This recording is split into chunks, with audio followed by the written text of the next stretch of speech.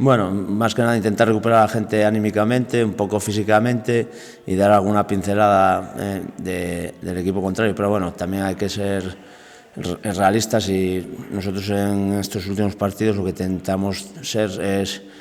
justos con todos los equipos de la competición desde el punto de vista que tenemos que salir a competir en todos los partidos para que la competición no esté adulterada desde el punto de vista de resultados, porque todo el mundo se juega mucho y igual que a mí no me gustaría que los equipos contrarios se relajasen por no tener nada que hacer,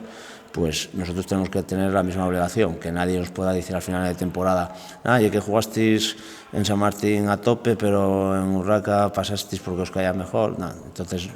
sobre todo eso, hacerlos ver que hay que competir hasta la última hora, porque sería lo que nos gustaría a nosotros si tuviésemos una situación inversa y recuperarnos sobre todo desde el punto de vista un poco físico. Hombre, sí que nos puede pasar, pero bueno, es verdad también que ya hoy, por ejemplo, hubo tres jugadores que no jugaron de inicio con respecto al domingo, que posiblemente el domingo muy probable tengan la alineación, saldrán otros tres que ya lleven los 90 minutos, el Luarca ya había descansado los tres, aunque no es una rotación tan amplia como desearíamos, bueno, sí nos va a permitir rotar en 3-4 jugadores que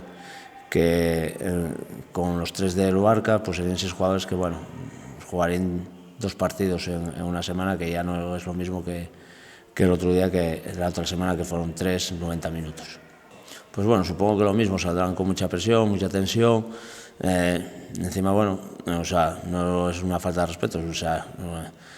los puntos de Langreo todo el mundo los cuenta cuando juega contra ellos y después dicen, bueno, a ver si da la sorpresa en otros campos. Entonces, bueno, supongo que será un equipo, sobre todo en casa, muy agresivo, que nos va a meter mucha presión, tanto ambiental como por parte del equipo, y tendremos que saber capear ese temporal y que, bueno, lo que decimos muchas veces, que sea una fase más de aprendizaje de los jugadores ante partidos de este estilo, porque va a ser un partido que, aunque no sea que te juegues algo importante por arriba, sí te vas a jugar algo importante por debajo.